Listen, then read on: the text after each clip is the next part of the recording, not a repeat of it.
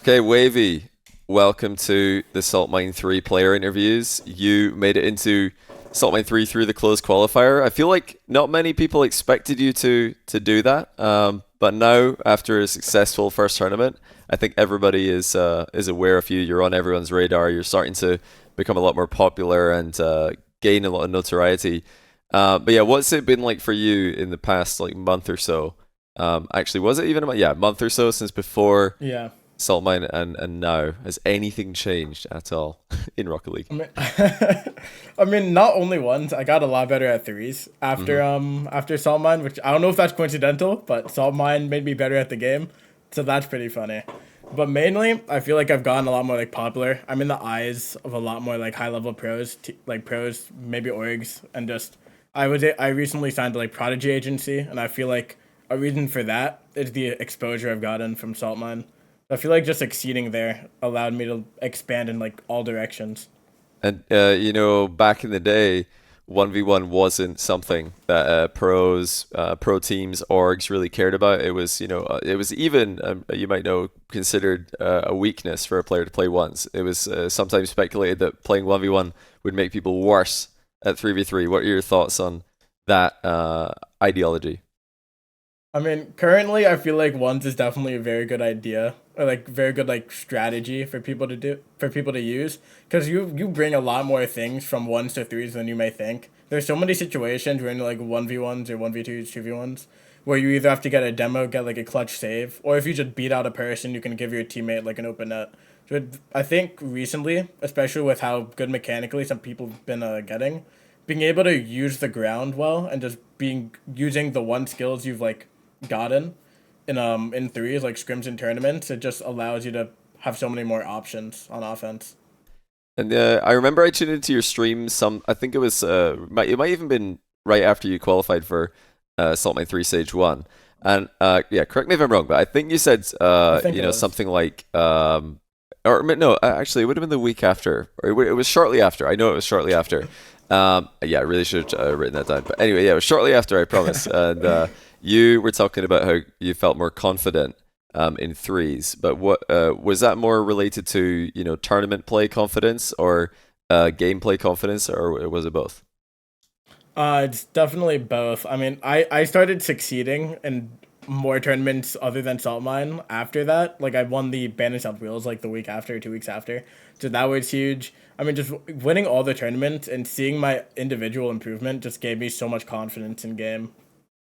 Yeah, you gained a bunch of confidence. You're doing well now. You made it in. I mean, I feel like it makes sense that you would be confident because your run to make it in to the Salt Mine main event, in case any of the listeners didn't follow it, was to beat G2 Atomic, and then to beat Rettles. I actually don't know. He was Optic Rettles. I don't know what he is at the moment. I don't know what's announced or rumored.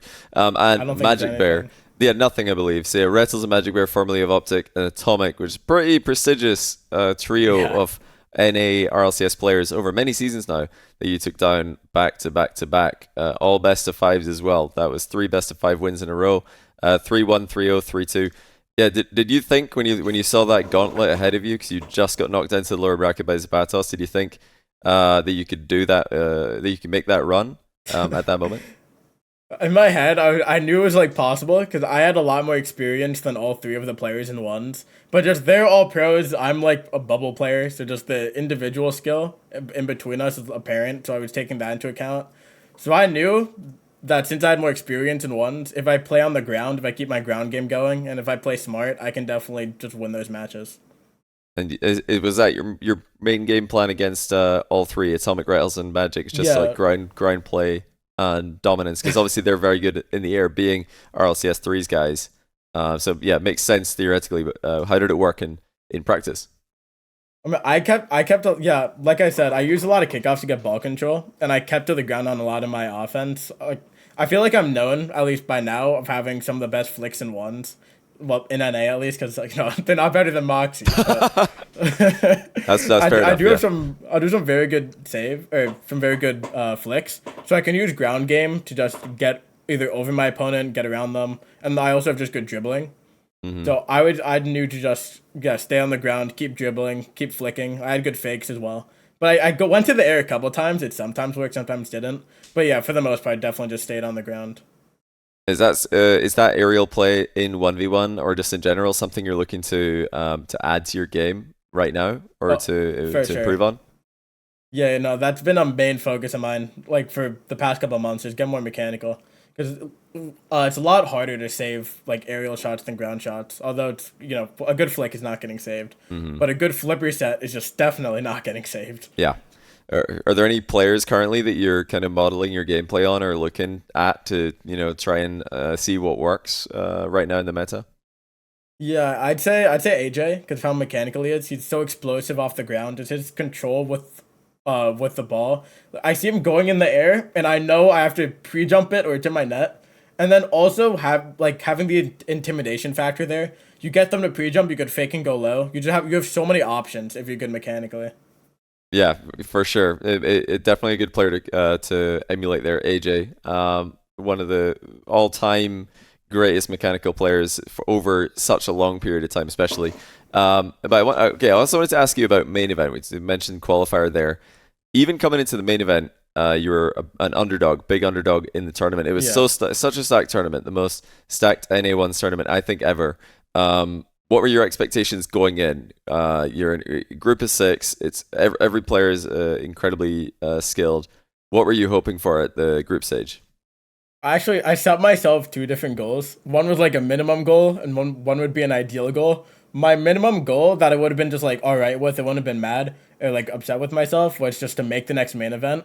And then the goal that I really wanted to hit and was like striving for it was to make playoffs. So I Mm. ended up exceeding both of those, which was kind of insane. So I was actually just dumbfounded seeing myself place top four. Yeah, you got top four, so the your minimum goal is five. You got fourth, which is perfect. And you did it. Actually, it was a very close group. Like, getting Yeah. top four at six. If people just hear that as as a statistic, it sounds like okay, you're in the bottom half of the group. But actually, you went 3-2. You went positive. It was just a three-way tie that had you. It was a three-way tie with Yeah. CRR and Chronic in series score to separate second, third, and fourth. So you were actually not far off second even. It was very, very close. And both groups are incredibly close. Tiebreakers everywhere. Yeah, you were able to go, game five with First Killer in your opening match. A lot of really one-sided games in that series actually. What was going on in that series against First Killer? You beat him 8-5, he beat you 11-7, you beat him 9-1, and then he beat you 9-2. Like, what was going on? Like, did you guys just like take turns playing KBM or what happened? No, it was so back and forth. I'm trying to remember back on what happened in play specifically, but we were adapting to each other so much in between games and not really in the games themselves. So Mm. that's why he won 11-7. I adapted to him, and I won 9-1 because he didn't adapt to me mid game. And then for that game five, he adapted, I didn't, and he just won 9-2. It was just kind of a battle of adaptation there. Yeah, but it does matter. Like, game diff is important, so it's not a Yeah. bad loss there. And you're able to completely even it out with a game five win on CRR. Like, that's a tough, opening two matches there. First Killer CRR, but you got the win on CRR. How did that feel to beat one of the best players in the world? That felt amazing. I was so confident going out of like after that match, but I was also tired because two intense series like that definitely drains you. But Hmm. I was having so much fun. I remember how much I just enjoyed competing, and that game five was so funny. I don't know if you know, but I started off the game own goaling. Oh, I did actually Just know that. yeah, That was yeah, streamed yeah. on. If anyone wants to watch this match, it's streamed on Corelli's channel, so you can head over to his Twitch if you want to watch that. Sorry to interrupt. Yeah, no, you're good. I started off own goaling, Uh, sending the ball to my own net. It was so I was laughing. I wasn't even mad. It was so funny. But I ended up getting the clutch win because I scored with like 20 seconds left to take the lead. Nice. How do you stay positive in those moments? Because I know a lot of people watching are probably thinking, okay, you're playing 1v1, you've owned gold spectacularly. If I did that, that's like the end of the game, the night for me. The controller's getting thrown in the wall. How do you stay positive and just enjoy yourself in moments where it's going wrong, technically? I make sure to have fun with the game. I talk about it a lot. I make sure that I'm enjoying the game. So I doing that allows me to have more of like an overall positive mentality, which really contributes to tournaments. And also, it's just a funny situation if you think about it. It is, yeah. Like, think about it in any other person's play or other person's head. I'm gonna talk to my friends after the tournament. They are not gonna shut up about the own goal. So I just knew just laugh it off because I'm not gonna get it back. Yeah, that's a good mentality. And you played right after that. You said, it's tiring to play two best fives in a row, 1v1. Well, how about three? You played Chronic, didn't go so well, 0-3. Are we just going to put that down to, fatigue at that point, to 10 games before it? What are your thoughts on that? I mean, we could say it was fatigue. There's definitely fatigue in there, but Chronic played so well. No, I was remembering it. Like, after that match, I was just, like, sitting in my chair thinking, how did he play that well? I couldn't fathom, like, how he was able to do some of the things he was, like, hitting in game. Yeah, he went perfect 3-0 on the day, so he was very good that day. Yeah. But the second day of the competition, Chronic went 0-2. You went 2-0, so you finished strong. You beat Beast Mode in Game 5, which turned out to be pretty much the one that clinched you playoffs, because Beast Mode and you were right next to each other, 4th, 5th place in the group. So you're 2-1 down against Beast Mode. You came back to win 3-2. Thoughts on that one? Beast Mode, pretty new to the one scene as well, but undeniably talented as a player. He was so good. I remember that after game 1, I just saw how aggressive he was, so I was able to counter that in game 2. I think in game 3, I think he was just extremely mechanical, and I just couldn't save his shots. But I think overall, after game 1, I think I was playing a lot smarter than he was, and I was taking advantage of just the chances he was giving me. Yeah, so you heard it here first. Beast Mode, low IQ. Anyways, Zapatos, your final match of the group. We got to give a shout out to Zapatos. He was already eliminated, but just like Ray's Bull in the other group, they're both already eliminated, but they played out the final round anyway. And I know that one must have meant quite a lot to you, because you weren't sure yet if you made it through. Like you're still tied. With Beast Mode, you were in a massive tie for like 2-2. So that, did it feel like a must win at that point, going into the final round? It did feel like a must win. But I was happy playing Azap, because although I haven't had the best record against him in the past, I was confident going into that. And I also saw he was 0-4, so no way his mentality is like in the best situation at that point. Mm-hmm. So for him particularly, do you think he's going to bounce back? Do you think he's going to make it back in through promo relegation?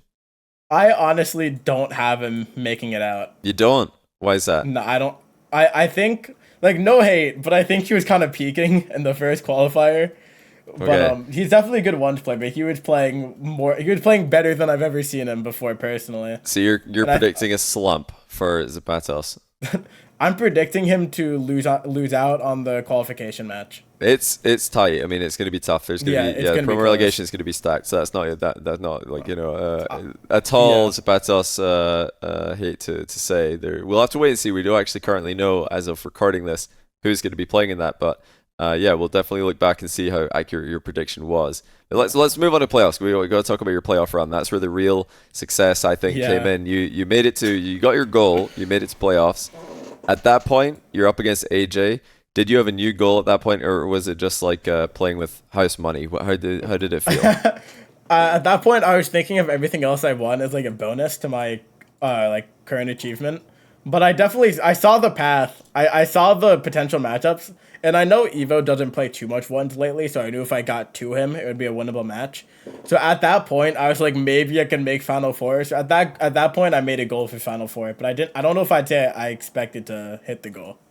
Well, you were 2-1 down against AJ as well, so you came back from 2-1 down against Beast Mode, won the series, back from 2-1 down against AJ, won the series. You won a Game 5 with against Evo after losing Game 4. So yeah, how are you doing this with all the Game 5s? You've got a lot of very impressive Game 5 performances here. I think you only lost a Game 5 to First Killer. You won the other 3. How are you producing these Game 5s, you think, under pressure? Because you're the least experienced player in all these matches, but you're still getting the result. I think a lot of it's my mentality. I like to say I make it close for content. I always I gotta put myself down, get the comeback for the hype. It's good content. But mainly, just I think it's overall just my positive mentality and just being able to have fun with the game, not really tilting over mistakes. It really, no, I truly do say this genuinely. It is so impressive to see that mentality. I feel like it's extremely rare. So yeah, keep it up for for me, and I think Thank I you. speak for all of the Rocket League community, all the fans. Yeah, keep it up, and I think you're going to be leading a lot of people to try it out if you continue having these runs. Yeah, you lost to the guy who won the whole thing, so that can't feel too bad. You took a game off the guy who looked completely unstoppable on the last day. But yeah, Yeah. top four. You lost in the semi to First Killer. You played First Killer twice in the group stage. It was very close. And then in the playoffs, he took it to a different level. What are your thoughts on playoff First Killer? I mean, he is as well undefeated in all the salt mines. He's won all three of them so far. So no shame there. What are your thoughts on salt mine First Killer? You know how I said after I lost to Chronic, I thought it was unfathomable how he played. Yeah. Like words could not describe how good First Killer was playing there. No, I felt like actually just beaten like in every dimension of the game. He played so well. Well, let's talk as well. I want to really quickly ask you, on top of 1v1, you're currently one of the rising names in the 3v3 scene. We mentioned it a bit earlier, but yeah, what are you getting up to right now in threes for anyone who's trying to follow you in that game mode as well, the main esport game mode for Rocket League? Yeah, if you look at a lot of the just the bubble tournaments, or just not but just bubble, but the Psionic sponsor tournaments that they've been hosting at the end of this year, I've Hmm. been placing pretty well in like all of them, other than the first draw. But I won the first Bandits on Wheels, then it was the runner up in the second Bandits on Wheels. So just I think or the third Bandits on Wheels like 2 weeks from now, and the draw is next week. So I'd just say Hmm. look forward to those. I'll be playing, and I'm planning on winning, or at least getting pretty close. So we'll see what happens. Yeah, good luck to you there. And final question I want to ask you actually is a bit more of a general question, not about anything specific, but how important do you think 1v1 has been for your development as a player? I know we talked a bit earlier about this from a different angle, but just for you specifically, how has it helped you get better? I think ones has probably been the biggest help to me out of all of the game modes in terms of individual improvement. Cause I've been playing ones since 2020 at like a 1500 to 1600 MMR skill level. So I've been able to learn so much about decision making, positioning, and just like rotations from that. I have to ask as well, rotations for 1v1, and not to call you out, just because it's interesting. A lot of people say back in the day that you don't learn how to rotate from 1v1. So what do you think is like with rotations specifically in ones has been helpful?